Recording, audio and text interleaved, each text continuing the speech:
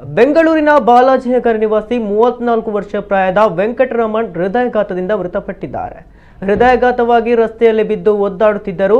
ಯಾರು ಅವರ ನೆರವಿಗೆ ಬಾರದೆ ಕನಿಷ್ಠ ಮಾನವೀಯತೆಯನ್ನ ತೋರದ ಘಟನೆ ನಡೆದಿದೆ.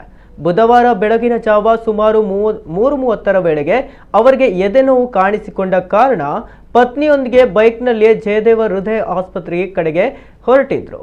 ಮನೆಯಿಂದ ಕೇವಲ 100 ಮೀಟರ್ ದೂರ ಬಂದಾಗಲೇ ವೆಂಕಟರಮಣ್ಗೆ ಲಘು ಹೃದಯಾಘಾತ ಸಂಭವಿಸಿದೆ. ಆದರೆ ಅವರು ಕುಸಿದು ಬೀಳುತ್ತಿರುವುದನ್ನು ಕಣ್ಣಾರೆ ಕಂಡರೂ ಯಾರೂ ಅವರನ್ನ ಉಪಚರಿಸಲು ಮುಂದೆ ಬಂದಿಲ್ಲ. ಪತಿಯನ್ನ ಉಳಿಸಿಕೊಳ್ಳಲು ಪತ್ನಿ ಕೈ ಮುಗಿದು ಅಂಗಲಾಚಿದರೂ ಸಹಾಯಕ್ಕೆ ಯಾರೂ ಮುಂದಾಗಲಿಲ್ಲ. ಆಂಬ್ಯುಲೆನ್ಸ್ ಸಿಗದೆ ಹಿನ್ನೆಲೆ ದಂಪತಿ ಬೈಕ್ನಲ್ಲೇ ಆಸ್ಪತ್ರೆಗೆ ತೆರಳಲು ಪ್ರಯತ್ನಿಸಿದ್ದಾರೆ. ಆದರೆ ಮಾರ್ಗ ಮಧ್ಯೆ ಕದರನೆಹಳ್ಳಿ ಸಮೀಪ ವೆಂಕಟರಮಣ್ ಕೊನೆಯುಸಿರೆಳೆದಿದ್ದಾರೆ.